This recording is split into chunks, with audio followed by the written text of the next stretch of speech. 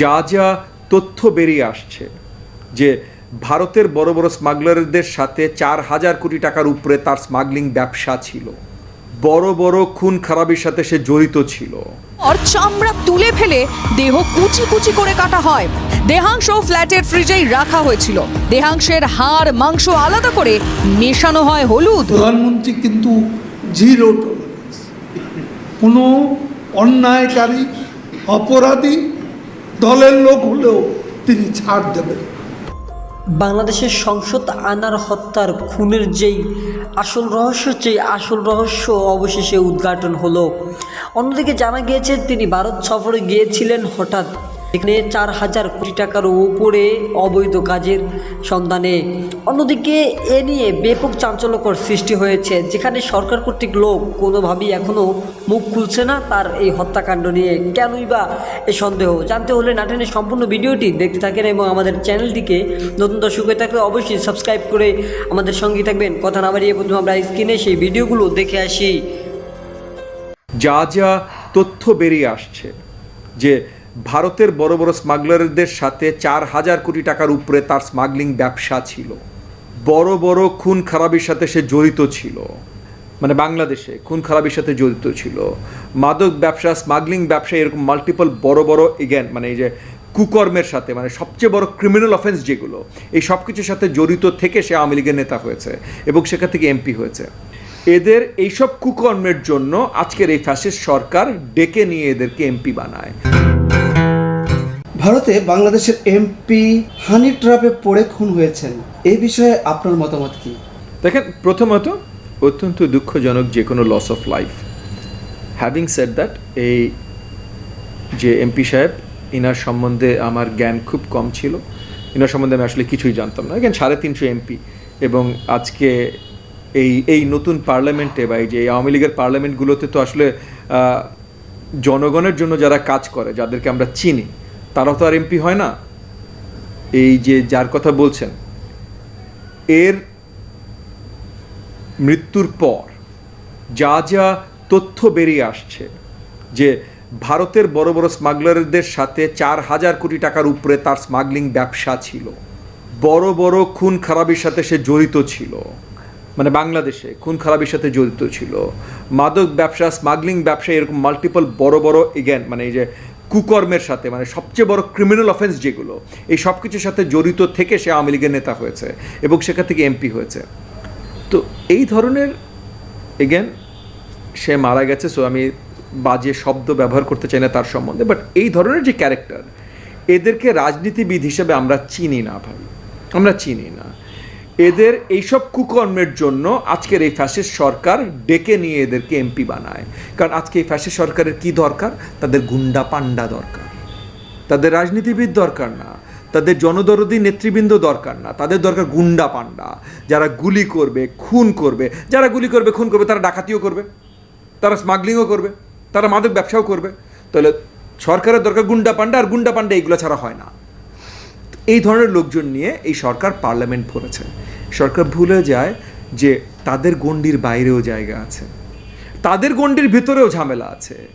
কারণ যে ডাকাতি করছে, ডাকাতের সবাই তো আর ডাকাত সর্দার হয় না ভাই। এক ডাকাত আর এক ডাকাত লেগে গেলে একটা গুলি করে দিল। এই জিনিসগুলো তো হচ্ছে। এরকম একটা ঘটনা এই আওয়ামী লীগের এমপি সাহেবের সাথে হয়েছে। প্রত্যেকটা মৃত্যু দুঃখজনক এবং তার পরিবারের জন্য আমার সমবেদনা, তার পরিবারের জন্য আমি দোয়া করছি। কিন্তু এই লোক সম্বন্ধে যে তথ্যগুলো বেরিয়ে আসছে, এরপর আসলে অত্যন্ত দুঃখজনক যে এই দেশের পার্লামেন্টে এই লোকটাকে বসানো হয়েছিল। হত্যার শিকার এমপির বিরুদ্ধে ভিন্ন মতের এক তরুণের হত্যার অভিযোগও রয়েছে। সেই তরুণের নাম সোহান। গ্রামবাসী ছেলেটিকে ছেড়ে দিতে অনুরোধ জানিয়েছিল, কিন্তু ছেলেটিকে হত্যা করা হয়। এমনকি এই ছেলের পরিবারের পক্ষ থেকে আওয়ামী লীগে যোগ দেবে বলে বলা হয়, কিন্তু তবুও তাকে ছাড়তে রাজি হননি এমপি সাহেব। দেখেন, এই জিনিসগুলোই, এই ধরনের তথ্যই আমরা শোনা শুরু করেছি বা সামনে আসা শুরু হয়েছে তার মৃত্যুর পর থেকে, এবং অনেক এমন জায়গা থেকে এই তথ্যগুলো আমরা শুনতে পাচ্ছি। মানে আপনার অভিজ্ঞ ক্রাইম রিপোর্টার্স যারা বড় নিউজ কভার করেন, এরকম অনেকের ফেসবুক পোস্টস থেকে এই জিনিসগুলো আমরা জানতে পারছি। সো কিছু দূর এগুলো অবিশ্বাস করার খুব বড় কারণ আমরা খুঁজে পাই না। হ্যাভিং সেড দ্যাট, যেটা বললাম যে এই ধরনের লোকজনকে পার্লামেন্টে নিয়ে আসা হয়েছে। এই পার্টিকুলার যে আপনি সোহান যে কেসটা বললেন, এই পার্টিকুলার জিনিসটা আমি নিজেও কয়েকজনের জ্ঞান যেটা বললাম নিউজ মিডিয়ামের কয়েকজনের সোশ্যাল মিডিয়া পোস্টে পড়েছি। সো ওখান থেকে আমি ধরে নিচ্ছি হয়তো এর ভেতরে একটা বড় সত্যতা আছে। বাট হ্যাভিং সেড দ্যাট, যে কোনো একটা পার্টিকুলার ইনসিডেন্ট নিয়ে আমরা খুব বেশি আলোচনা করতে পারি না ওটার পুরো তথ্য যাচাই করা ছাড়া। সো এইটার একইভাবে আমি পুরো তথ্য যাচাই করা ছাড়া জাস্ট কারো পোস্ট দেখেছি বলে বলতে পারি না। তবে ওভারঅল এই এমপি সাহেব নিয়ে কেন বলছি, কারণ এতজনের এত আলোচনা গত 3-4 দিন দেখেছি এবং নিউজ মিডিয়ামেও আসছে। এই যে যেমন 4,000 কোটি টাকা যেটা বললাম, এটা কারোর ফেসবুক পোস্ট না, এটা নিউজ মিডিয়াম। সো নিউজ মিডিয়ামেও যা কিছু এসছে তা থেকে আমরা পরিষ্কার বলতে পারি যে ওই যে গুন্ডা পান্ডার আওয়ামী লীগ সরকারের দরকার, ওই গুন্ডা পান্ডার লিস্টের ছিলেন এবং এই গুন্ডা পান্ডার লিস্টের তাদের কাজই মানুষ খুন করা, গুম করা, অত্যাচার করা আর যত ধরনের কালোবাজারি, মাদক ব্যবসা, এইসব সব কিছু এদের আছে। এই লোকটা তার থেকে ভিন্ন কিছু ছিল বলে এই মুহূর্তে সব খবরে আমরা যা দেখছি তাতে মনে হচ্ছে না। বাংলাদেশের রাজনীতিতে কি ঘটতে যাচ্ছে? বাংলাদেশের রাজনীতিতে বাংলাদেশের জনগণ যেটা চাইবে ইনশাল্লাহ সেটা ঘটবে। আমরা জনগণের জন্য কাজ করছি।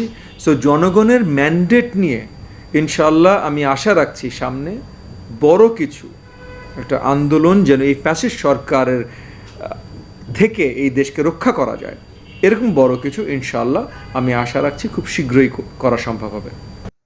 বাংলাদেশের সংসদ খুনে একই নির্মম নৃশংসতা, হার মানাবে ওয়েব সিরিজও। খুনের পর চামড়া তুলে দেহ টুকরো টুকরো, হাড় মাংস আলাদা করে মাখানো হয় হলুদ। ভেবে দেখুন একবার। এবং দুর্গন্ধ এড়াতে ব্লিচিং পাউডার, ফ্রিজে দেহাংশ ঢুকিয়ে ফ্ল্যাটেই জমিয়ে মাংস রান্না করে নাইট পার্টি করে খুনিরা। এবার ধৃত কসাই জিহাদ হাওলাদার। সংসদ খুনে বাংলাদেশে গ্রেপ্তার রহস্যময়ী মূল চক্রী আখতারুজ্জামানের বান্ধবী শিলাসি রহমান। হানি ট্র্যাপ হিসেবে সেই মহিলাকে ব্যবহার করা হয়। তবে মূল চক্রী আখতারুজ্জামান ও তার আরেক শাগরেদ সিয়াম পালাতক। বাংলাদেশের সাংসদ খুনে হাড় হিম করা তথ্য। তদন্ত যতই এগোচ্ছে সামনে আসছে একের পর এক চাঞ্চল্যকর তথ্য। সাংসদ আনোয়ার উল আজিমকে খুনের জন্য মাস্টার মাইন্ড আখতারুজ্জামান মুম্বাই থেকে কসাই জিহাদ হাওলাদার ও সিয়াম নামে এক আততায়ীকে ভাড়া করেছিল। গ্রেফতার হয়েছে কসাই জিহাদ হাওলাদার। পুলিশের দাবি জেরায় জিহাদ সাংসদকে খুনের কথা কবুল করেছে। জিহাদ ও আরো 4 বাংলাদেশি সাংসদের শ্বাসরোধ করে, এমনটাই দাবি পুলিশের।